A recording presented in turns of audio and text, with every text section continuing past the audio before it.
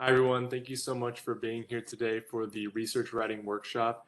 Joining us today is Brittany Sterling, our social sciences and interdisciplinary studies librarian. Brittany, please take it away.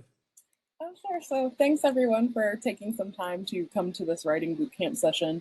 I know you're probably all working on a variety of projects, so research writing might sound a little vague. What we're actually going to talk about today is if you do an original research project that you need to take through the IRB, there's just some extra considerations I guess you should look at. As I discovered the hard way, I would like you to not have to discover it like that. So uh, without further ado, we'll hop into my PowerPoint.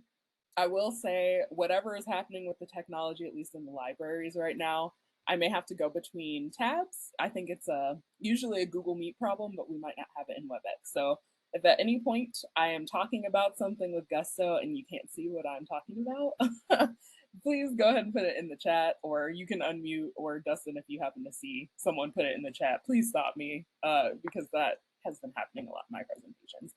All right, so we'll hop into my PowerPoint, y'all.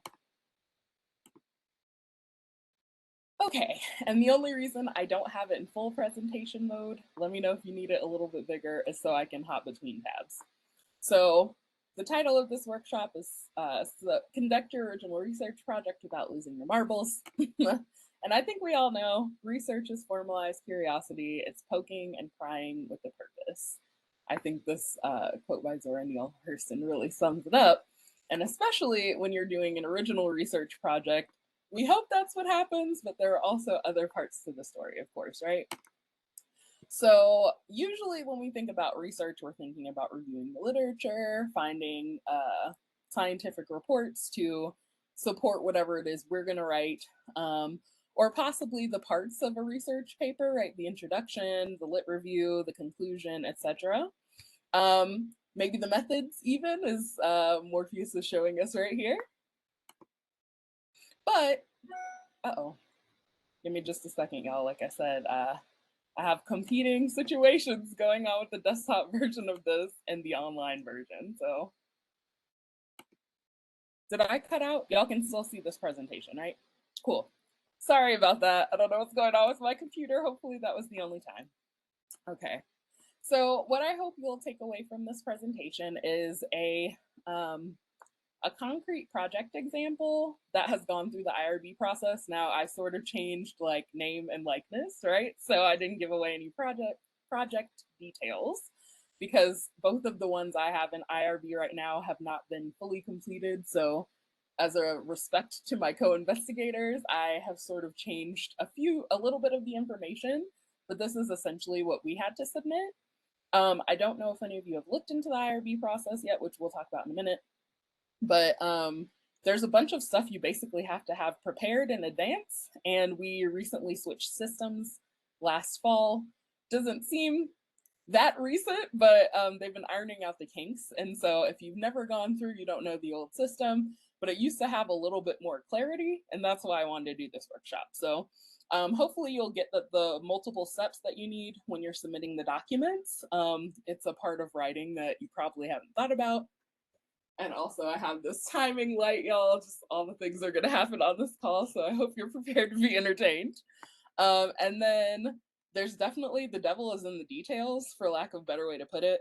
I think the number one thing that holds up IRB projects is words not matching on different documents, even though you're saying the same thing. So hopefully you'll get the gist as you see what I've written multiple times in places. But I will say, because I sort of changed things a little bit, for anonymity, all things might not match, so don't judge me too hard. And then we'll talk about tips for thorough study design or improvement, which actually kind of helps you make sure your verbiage is exactly the same in multiple places. Okay, so what I can't promise you after this is that you'll have the same IRB experience as I did. Of course, I went through it when we had a different system, so of course you will not. That there won't be COVID-related challenges. That's definitely a thing that me and my co-investigators did not know to account for, of course. And I think things are starting to change as things come back to campus, but also we're sort of in flux because the numbers are going up, the numbers are going down. We haven't had a full campus, and that's affected every office, including the Office of Human Research.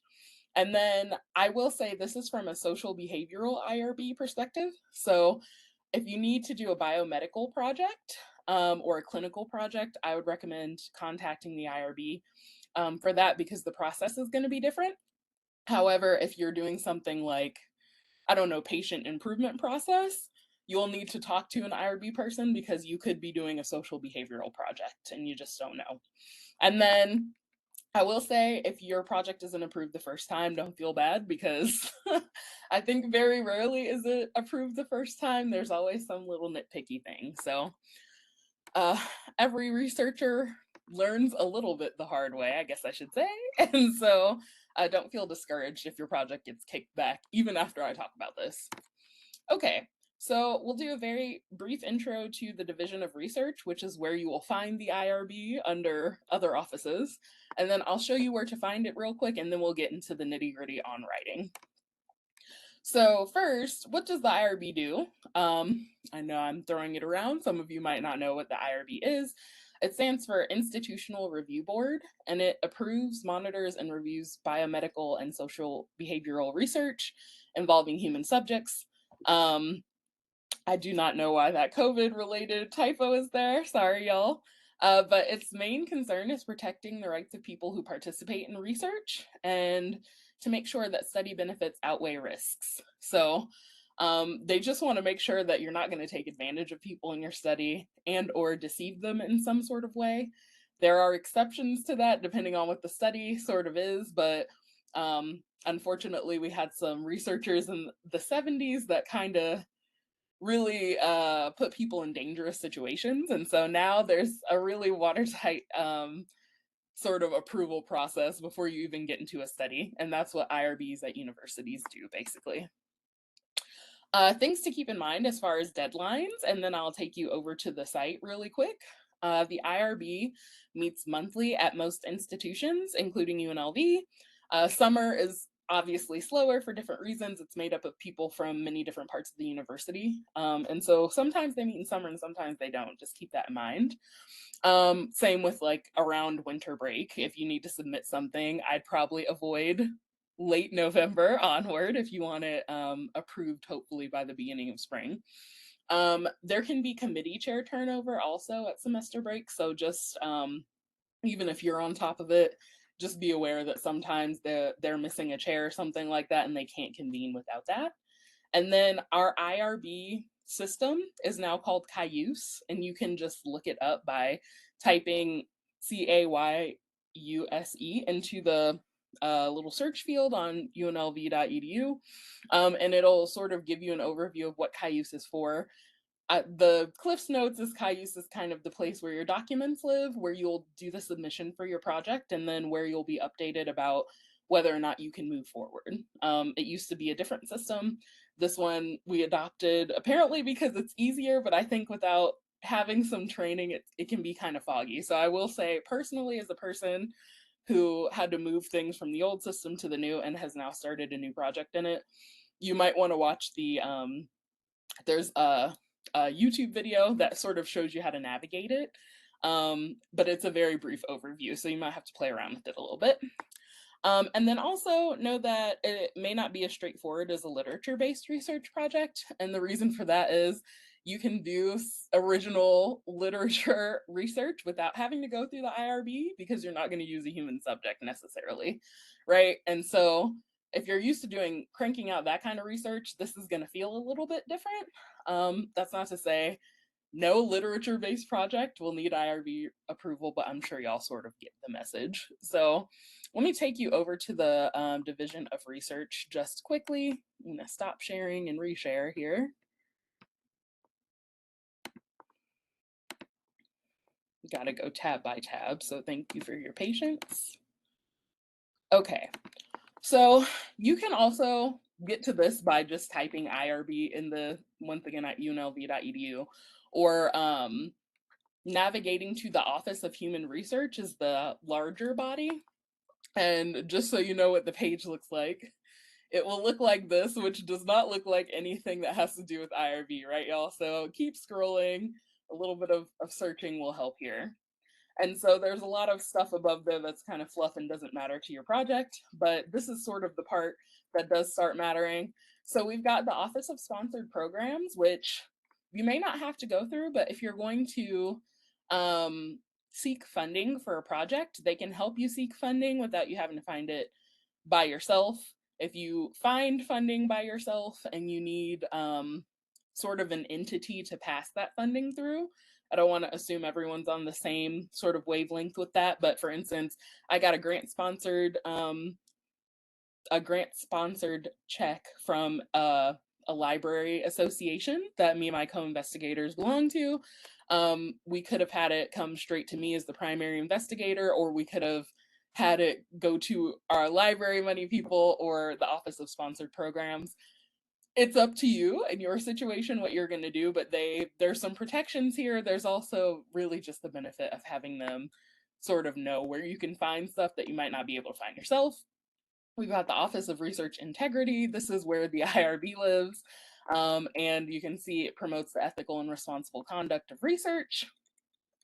We also have the Office of Clinical Trials, which is conducting its own kind of research, but is mainly used by the School of Medicine.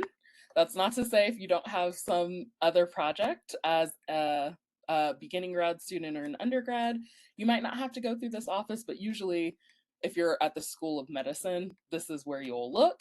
And then of course we have the Office of Undergraduate Research, which you'll also, depending on your project, you can find the IRB through this. So let me just click through to the Office of Research Integrity so I do not belabor the point too long. But it just happens to be hidden behind a few things. So as you can see here, the Human Subjects Program under the Office of Research Integrity apparently has recently experienced the loss of several key IRB folks. And so they're just warning you here that there will be additional time and delay when you're looking for IRB help. So kind of keep that in mind. Sometimes in your proposal, you can have a certain timeline in mind, but if this office doesn't have the personnel to sort of handle the volume of requests, then unfortunately you just have to wait unless you're doing this project with someone at a different institution, and then you might be able to go through their IRB if that works out. Just a few more things, and then I'll get back to my PowerPoint and talking about the writing part.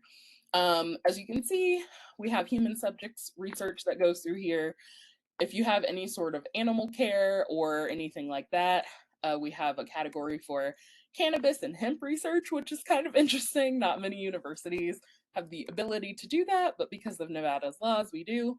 There's also things for what happens, for instance, if you become the primary investigator on a project and you find out that something was done that harmed someone, what happens when there's research misconduct, what happens when you want to offer research participant incentives. So just a quick aside, we'll talk about this in a little bit, but as many times as we as consumers sort of see like, take this survey, blah, blah, blah, it's a lot different when it's coming from a company or a corporation that is their main focus versus a university-backed project. And so I will say, if you're planning to offer gift cards of any kind, or even like give away swag, for instance, like UNLV swag, you really want to look kind of hard at this because there's a whole bunch of rules that are sort of complex that you might not think are that complex for giving things away, and may sort of change your mind, to be honest, about that process. Or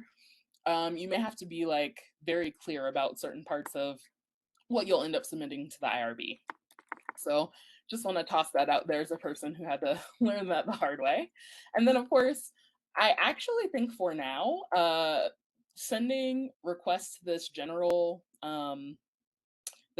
email, or you can just go to irb@unlv.edu, is the quickest way to get your question answered. I can tell you, as a person who was looking for someone to do a workshop for me, not this one, but for my own workshop series, I still haven't heard back, and I think I sent it about 5 days ago. So just be real patient, y'all. I think they're really, really, really short-staffed, and so yeah, just tossing it out there. You might have to change your research plans just a little bit. Okay, so back over to my PowerPoint.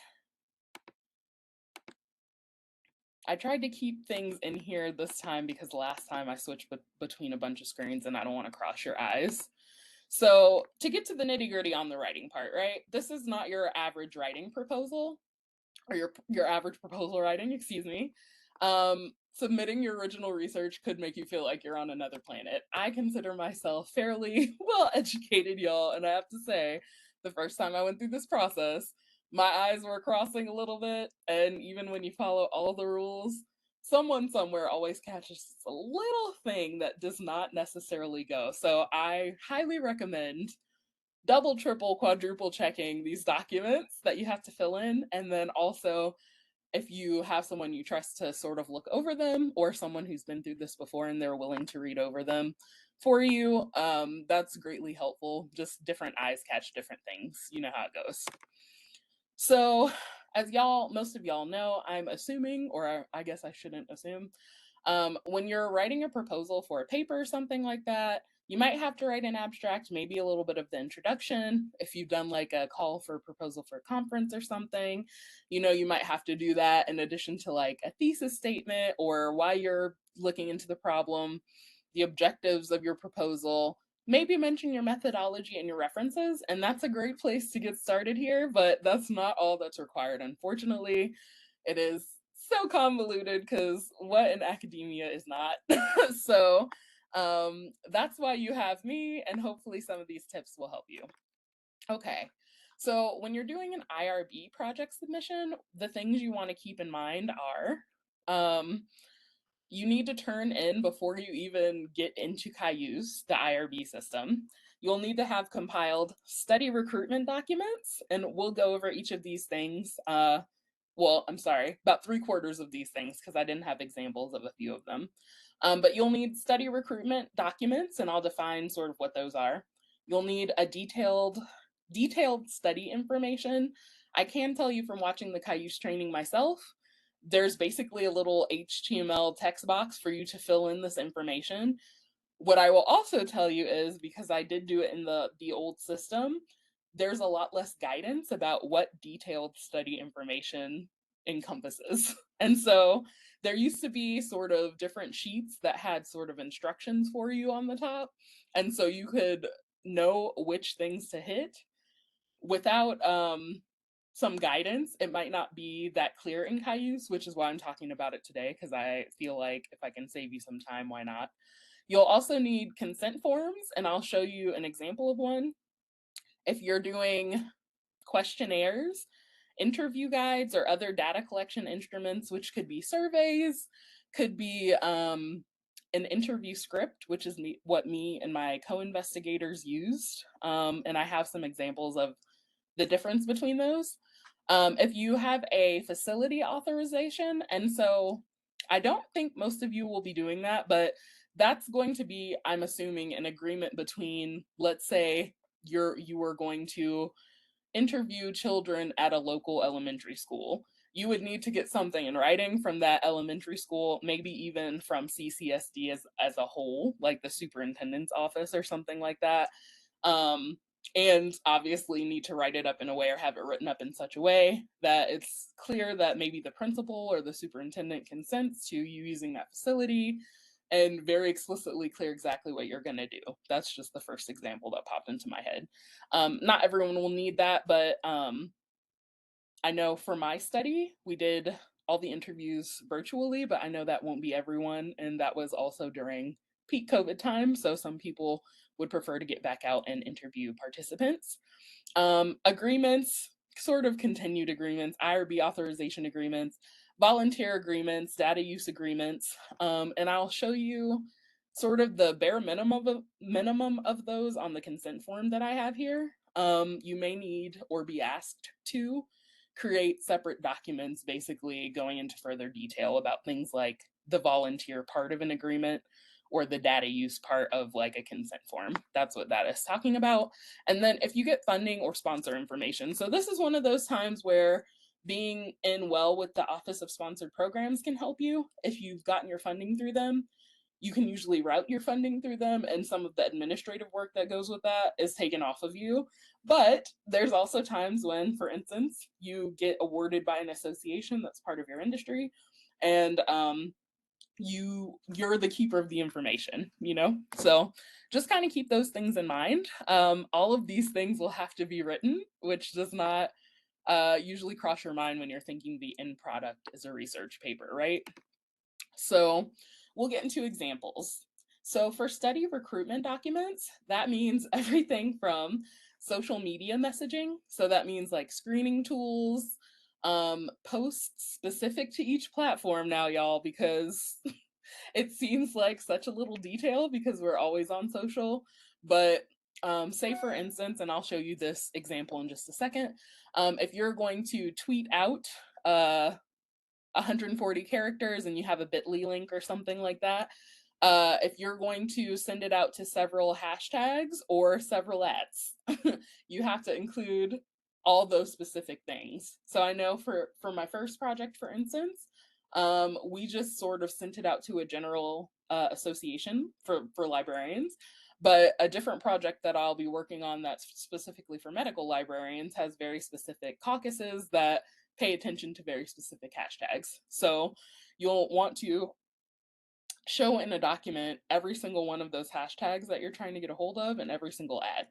You'll also want email copy, and I'll go further into detail about this, but it seems like you'll just have to send maybe an initial email for a participant contact, but you also want to think about how many times you'll need to follow up with those participants, how you'll say thank you, how you'll, this is gonna sound funny, I don't have it in these quotes, but how you'll reject people that don't actually fit the applicant pool.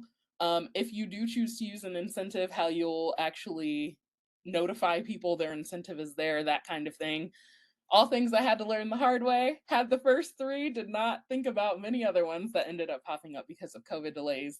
So just letting you know, so you can be sort of ahead of the curve. And then lastly, if you are going to a specific facility, for instance, you'll have to write up the copy for a flyer, or if you're going to send an email blast to an organization. So the example I have here is like calling all YMCA swim lesson participants, right? And then hopefully you'll get enough people that either see your flyer and take a little tab or reply to hopefully a link you have in an email. So let me just pop back over real quick because I'm talking and talking. Does anyone have questions? Is there I see anything? one in the chat that is asking if you know if there's going to be an IRB meeting scheduled for the fall. So I'm not sure, Cecilia. The IRB actually is supposed to meet monthly. It's usually at the beginning of the month here at UNLV. But because it seems like they've lost, they weren't a huge department before, so I'm gonna guess they've lost at least 2 people.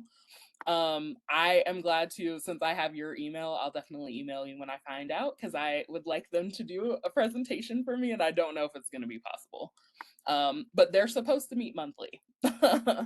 Okay, so let me bop back over to my presentation since I don't see anything else. And feel free to toss things in there while I'm talking. I'll get to it when I check back. Okay. So the next thing to keep in mind, these are examples of, like I said, they might be a little wonky because I had to change some things for anonymity. But this is what I was talking about Twitter, right? And so like here we had an example where we had a specific at that we were talking about, and this is our 140 characters. I hope I kept it 140.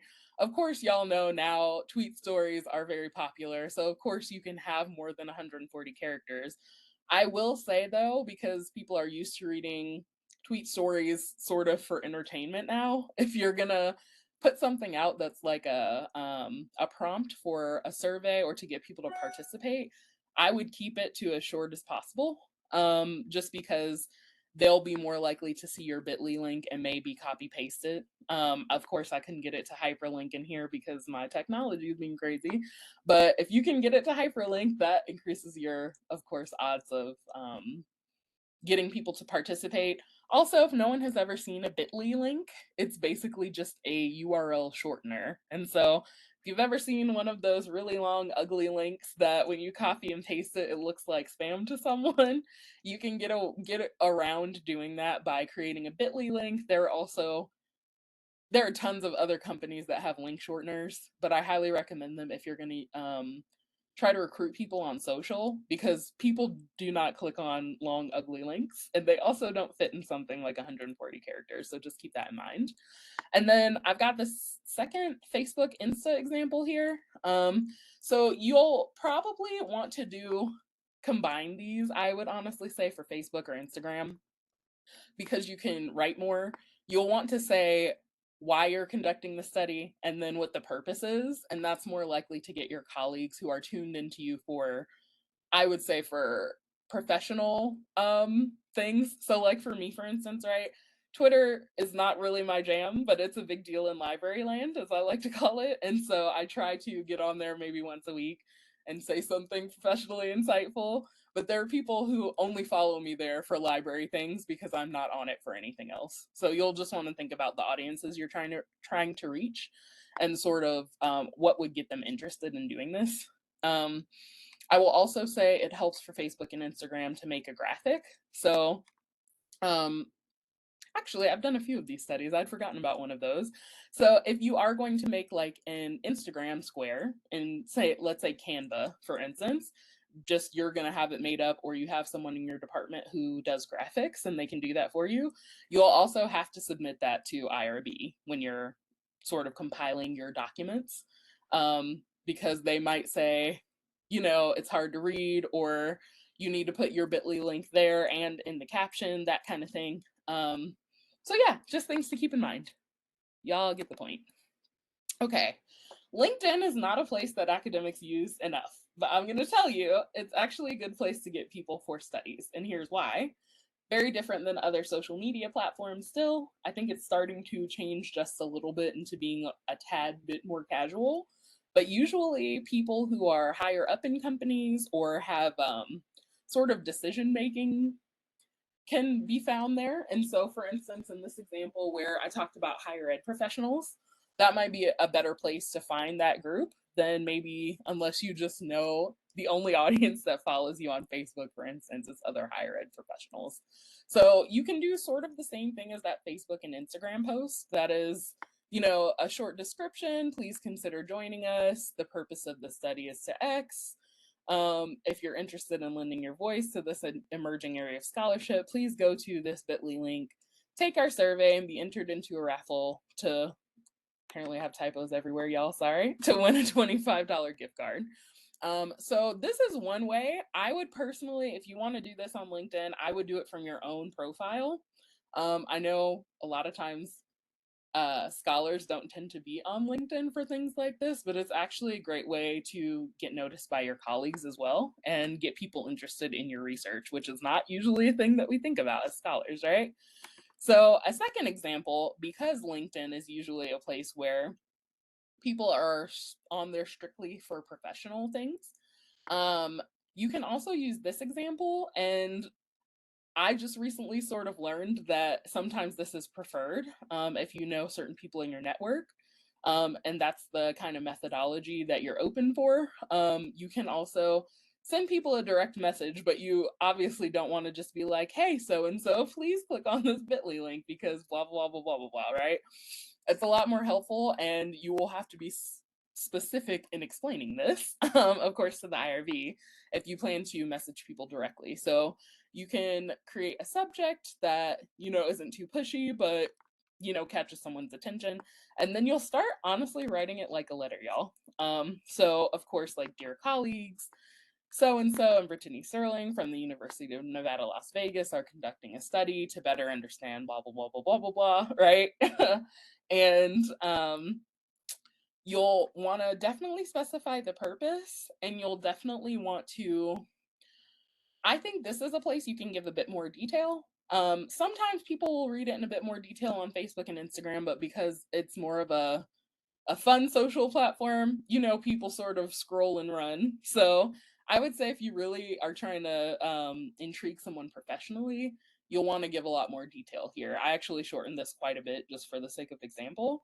But for the study that it was for, we actually went on probably for 2 or 3 more paragraphs because we're really trying to get a niche person to respond to this. And I think sort of making that plea so niche is probably what will get the people that actually respond to us. So just some thoughts. Email messaging. I know everyone knows how to write an email. However, what I would say in terms of trying to submit it to IRB is you'll really want to think hard about all of the emails you'll need to send. Why do you have to think really hard about all of them? This is the good rule of thumb that I've come up with since trying to start a project in the middle of COVID, which none of us knew how to do, and also through all the departments were a loop. You'll want to think about the initial email.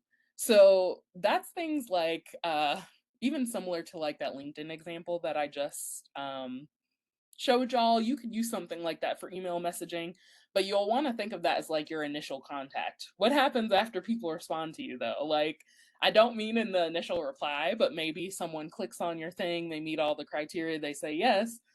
What next? You've got to be able to tell IRB what you're going to say next. So you'll need a follow-up email to those who are the correct study fit. You'll need an email with the link to the study tool, calendar, and or interview time slot. So what I will say is if you're a student who doesn't really use your G Suite products, like the full breadth of them, you kind of have some of that stuff set up already. But what I will also say is not everyone in the world is using G Suite, even though it feels like it.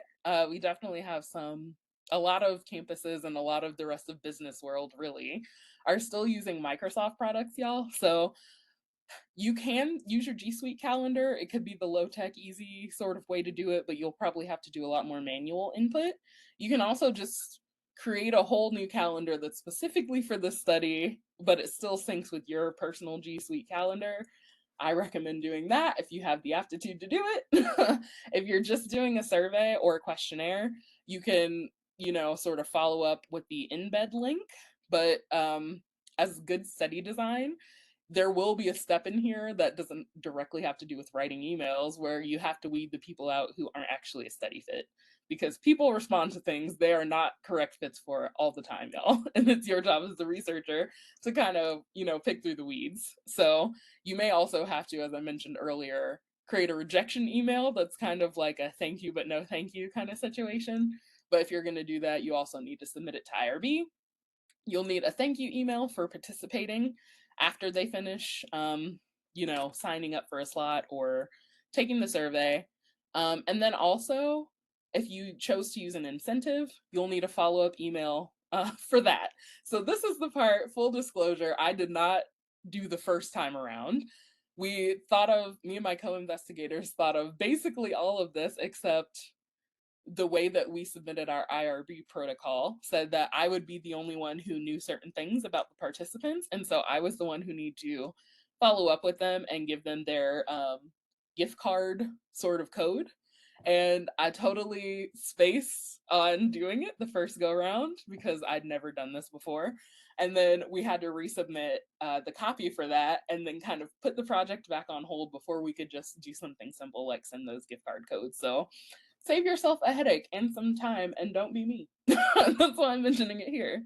I also highly recommend, just because of the precarity of the world right now, a study delay email just in case. And what that basically means is sort of something that will say, hey, we know you filled out this screening tool, or I know you filled out this screening tool, or I know you responded to this on this date and such, but we had a delay and you said you were interested in doing XYZ.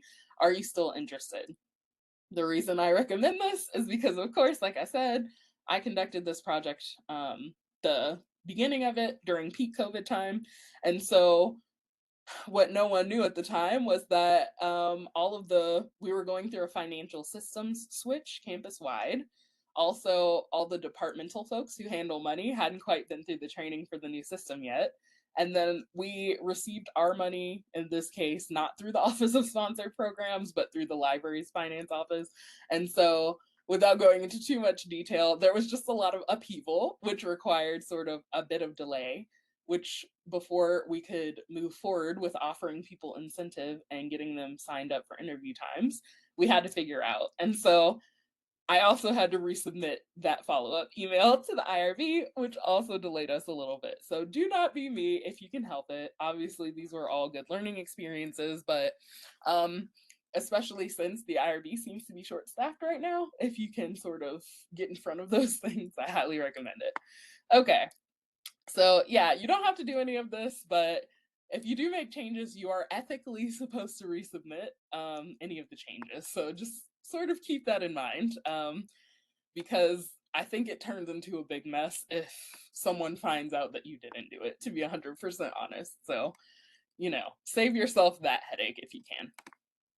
Okay, so places you can get tripped up on all of these forms. The verbiage needs to be exactly the same on all forms. So like I showed you those tweets, right? If you've got 140 characters on one and you have 142 on another because you used the word and in one and you used an ampersand in the other, the discerning IRB reviewer is going to catch that and kick it back to you, even though they mean the same thing, even though in reading them, it doesn't change the meaning at all. That's what the rules say, and that's what will happen. So then you'll have to wait until they reconvene again, or until that person is able to re-review, and you never know how many other applications are happening at the time. So just got to keep that in mind. This is why I recommend having other pairs of eyes go over it to catch small things, small grammatical things like that. And also, don't be afraid to use word count and spell check, y'all. I mean, no shame whatsoever. Save yourself some time. Okay, anything changes from the original proposal, you may have to update it in one place and not another. So, as I was saying with the email examples, for instance, didn't have to do anything to the social media posts, had to go in and resubmit the whole thing that was like our email document because we had to submit them differently at that point in time. I'm pretty sure it's the same in Cayuse, but you'll have to get in there and see yourself. And so I would also say the IRB is comprised of humans. Be patient, but also plan smart, right? So even if let's say after this, you contact the IRB, it takes them a few days to get back to you. You can just ask directly, like, how many people are available to look over applications right now. And if the answer you get back is one, for our entire campus of who knows how many projects are going on at the same time, then you might be able to decide you're going to push your project until spring. Or if it's something you really want to get off the ground this fall, I would recommend having it ready to submit September 1st or right before September 1st, whenever they're supposed to reconvene, right? So you can use that information to make your own life simple. And I highly recommend doing it. And then once again, even when you could quadruple check something, you may be asked to change it. So I know, for instance, for me, without going on too far a tangent, there were times where we submitted one document or submitted the packet. One document was, picked out for resubmission for one sentence or something like that.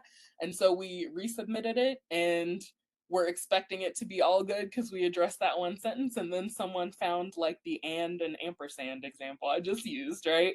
And so then we had to resubmit again. And so just saying, it's not always the same person who looks over your packet either.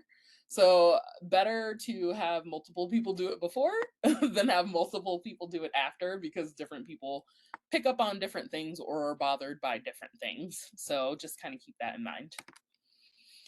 All right, so obviously, I know at this point, you know what your study is going to be about if you want to conduct an original research project. But will other people be able to discern what your study is going to be about? That's sort of what you have to think about. So I know that these questions are sort of like rudimentary 101, but if you can, because now especially the forms have changed, and you just get a little box, you'll want to be thinking about these questions as you're filling it in. So, of course, basics like what's the central problem of the study?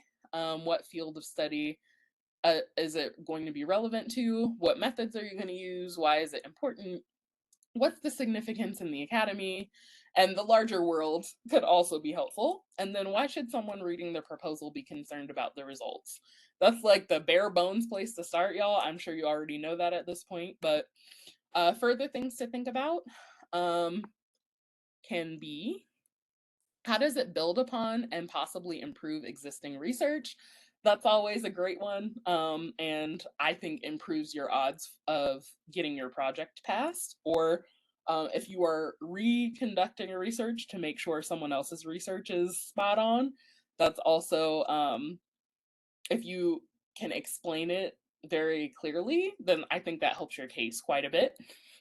And also, sort of what specific tasks do you need to plan to do? This will help you out later, I promise. So it might seem a little bit like super granular, but it'll come in handy when you're doing study design as well.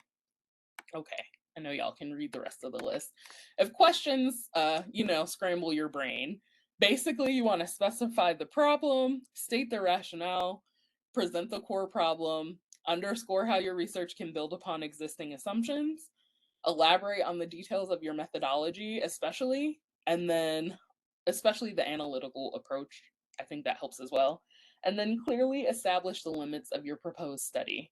That clarifies your research focus for the IRB folks, and they're more likely to say yes if it's super, super clear. Do not be afraid to provide definitions of key terms and concepts. I've had to do that several times, especially because library jargon is not usual real world jargon. And so people outside of libraries will not know what you're talking about.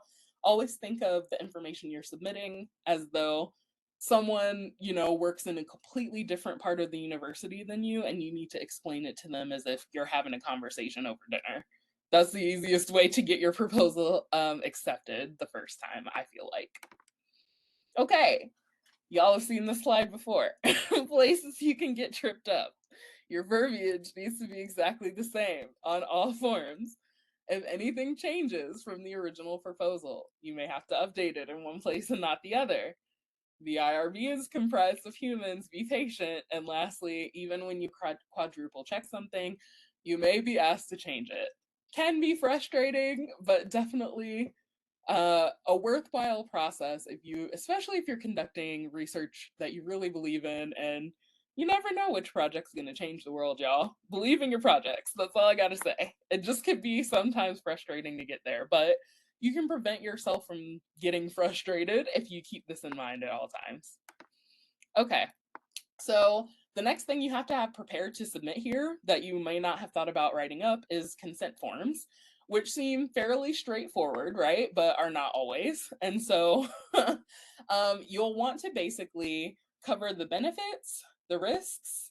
You have to overemphasize, y'all. If you overemphasize anything, it is voluntary participation, it is confidentiality, it is consent. It sounds silly to say because a consent form is like, duh, but you really need to have a section that says, hey, I so and so participant consent to being a part of the study. And this is the point where having the old systems forms was kind of helpful because they gave you a template. I believe now you have to come up with your own or find your own template. Points I want to make about confidentiality really quickly, and then I will show you a sample consent form just so you can see what one looks like, you'll definitely want to be able to explain how you're going to assign some sort of qualifier to your data, right? So that could be code names, that could be numbers. We have a software called Qualtrics that I'll mention in a minute, where you can turn on a setting that will auto sort of assign numbers to participants. So you don't know names, you don't know institutions, you don't know anything. And I do believe everyone has access to that, but it's not well known. You also could do things like create a code name list and then input it into, if you don't like Qualtrics, whatever you're going to use, and it will randomly assign those. As long as you don't have participants' real names, y'all, that is always, always, always the number one of confidentiality. And you'll need to use that same system on all research notes and all documents. It's helpful if you keep notes, if you are making interview transcriptions or anything else that would lead you to identify participant information. It needs to be locked. So this, I clearly, is sort of a dated example, but IRB will usually ask you how you're going to encrypt it, because most of us aren't using locked file cabinets, right? So, and someone will be designated to be the one person who's in charge of that encrypted information somehow. Usually the primary investigator, but not always. So let me hop over real quick to this consent form. And let me stop sharing here. I'm just going to show y'all real quick what a sample looks like. If I can find it. Actually, I might need to share my whole screen. Window. Yeah, let me share my whole screen real quick, y'all. Don't judge, I'm a tab queen. So there's 8 million tabs open here. Okay. So here's this example consent form that I pulled up for y'all. I'm sorry, Dustin, can you verbally confirm if you can see it? I cannot see your screen right now. I can only see your webcam. Okay, thanks. I figured as much. If this does not make itself available in just a second, y'all, because I know we're running short on time, I'll make sure that it gets emailed to you all.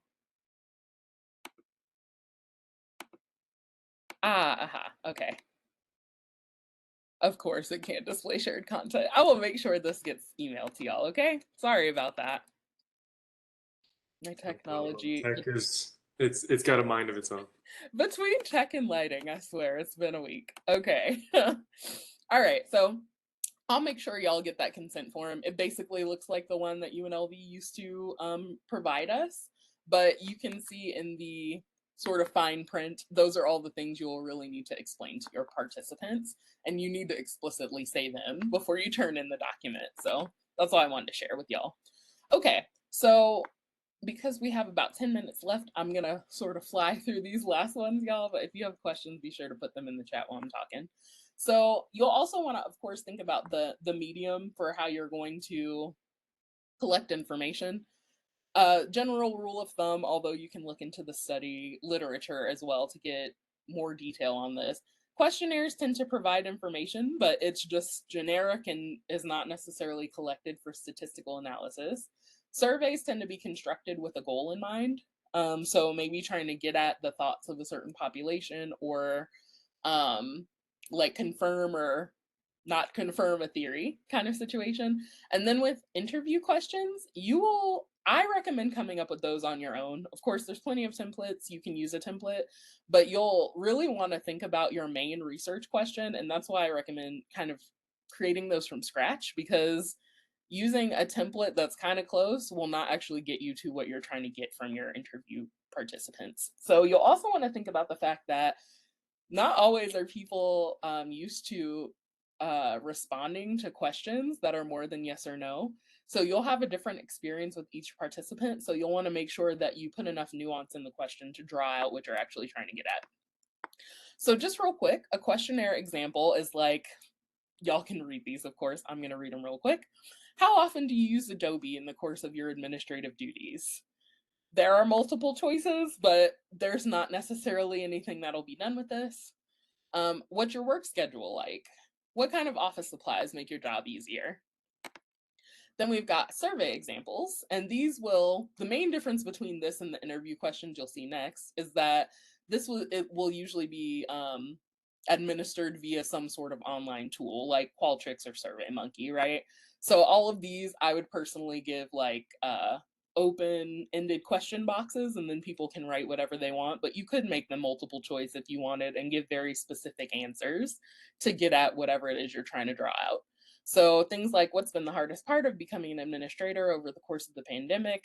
What did you choose to apply, or why did you choose to apply for an administrative role during the pandemic? How has becoming an administrator positively impacted your life? Trying to get some sort of nuanced information from them, right? Then we have things like interview prompts, right? So this is slightly tweaked from interviews I actually did. I can tell you that obviously you want to get at what you are trying to grab, like what your research question is, but I think it makes participants more at ease if you can start with some simple things like, tell us about yourself. And when you say that, and you might want to specify, like, what's your job title? What are some things you do? How many years have you been an admin professional, for instance, continuing along that line? How does your campus classify your position? It actually might help you do the write-up at the end of the paper as well to have this information. You also can do things like questions with multiple parts. So things like, did you think your career as an administrator has gone the way you would have wanted? Why or why not? That's one question. And then you also can make them multi-part. So if someone says yes, you can ask, X thing, right? You could also do, is there anything you would do differently if you could, and let them answer. If no, you could move on to question 3. So just an example, if you hadn't thought about that necessarily. Whichever you choose, you'll have to have it decided and have them formatted before you turn them into the IRB office. As I mentioned, these instruments can be built, not the interview questions, I just did those in a Google Doc, but you can use Qualtrics to build your questionnaires and survey, and I'm pretty sure students also have access to that. And then for interview questions, your study design will be important because you want to make sure you're not leading people into answers. Otherwise, you may not actually be proving anything. And you also just want to keep in mind all parts of your research question. So it's not super heavy on one and not on another. Okay. Real quick, lastly, if you have funding or sponsor information, you have to turn that in as well. So if you got a grant like I did, I think for that, I had to write up a short lit review with Biblio and also like a 2-page CV. That's great, but you probably can't turn that into IRB. So you'll have to see exactly what they want you to turn in. You might have to write some other form of a detailed description, but you won't submit exactly the same things.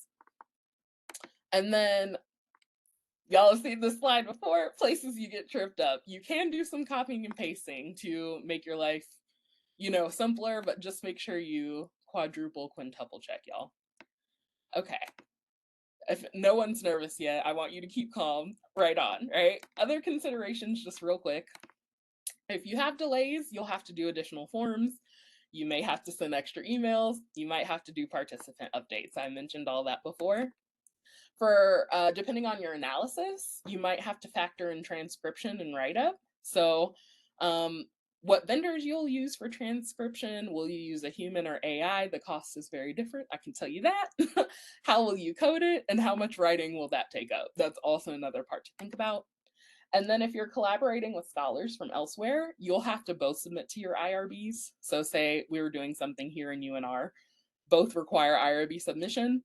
The schedules for those IRBs might be different for both institutions, so you'll have to keep that in mind. And then I would recommend creating a schedule of meetings in advance when you know you want to do this project and figure out group dynamics. And what I mean by that is maybe someone is like super skilled at writing introductions or lit reviews or conclusions, and someone is super skilled at editing.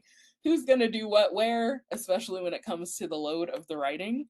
That also might make a difference in who's first author or not, which is more or less important depending on your field. And the mechanics of group writing, like how's it going to work? What are the phases? And if there are changes, say someone else gets another job, the project doesn't go away, but their interest in the project might. So you just want to sort of think of that in advance. And then, of course, the big one, how will you disseminate your findings? Are you going to do it in a journal? Are you going to do it in a conference? Are you going to do it in a presentation? Are you going to scaffold it so you can, get triple play out of it? That's what I highly recommend, y'all. But the writing is just the end, right? Then you got to tell people about it. So thank you for listening to me talk for almost an hour. I hope that was really, really helpful, or at least demystified it a little bit. I would have loved to have some help with, just kind of knowing what to expect in advance. If you have any questions specifically about research in the social sciences or interdisciplinary research, you're welcome to find me, of course, at brittany.sterling@unlv.edu, or you can find me in the library staff directory. Any questions? That was a lot. Thank you so much for that, Brittany. I think there are a few just coming up a little bit in the last few minutes we have. Someone asked, how much time should I expect the entire process to take, assuming I apply to the IRB at the start of the academic year? So I think for our group in my original project, it took about, I will say like 2 months, because unfortunately our IRB office seems always in flux with employees. I think that's just the way life is right now. Theoretically, if you did all the things I said and it went smooth sailing, it would take a few weeks, and that's kind of it. I will say with Cayuse, it will give you systems updates. So if you log in from time to time, you can see when you can move forward with the project. see. Cecilia, I see, are there samples? There are not, unfortunately. The world of academia likes to have you figure it out by yourself, which is why we have the Yeah. grad college and me. No problem. My question is, should I use just the verbatim, or I have to use actually the verbatim in the form? Let's say the email, rebel mail, or UNLV email. Oh yeah, so like for the email messaging, for instance, that's why I sort of showed those written out. That's what you have to turn in a document, unfortunately. Okay, yeah, thank you. Mhm. And about the Qualtrics or SurveyMonkey, I have the option. Do I have to say to them, I'm going to use Qualtrics, I'm going to use SurveyMonkey? We Or did not. I you know, don't think you have to specify which instrument you're going to use. okay. Thank you. That was my question. And Thank you, then do I Cecilia. see incentive wise, is there a minimum or limitations to it? To be honest, this is probably a question better used for the Office of Division of Research. I'm not sure. My group used gift cards and we were told it was a COVID exception because people weren't actively doing research on campus. So that's kind of why I mentioned delays a lot, y'all, because things are in flux with uh I guess the powers that be who want us back on campus and what's actually happening in the world. So I would just ask as many questions as you could. I don't want to tell you the wrong thing. All right. Thanks for emceeing, Dustin. Yeah, thank you so much for your time and expertise. And thank you to all of you who came as part of the Grad Rebel Writing Bootcamp to attend this workshop.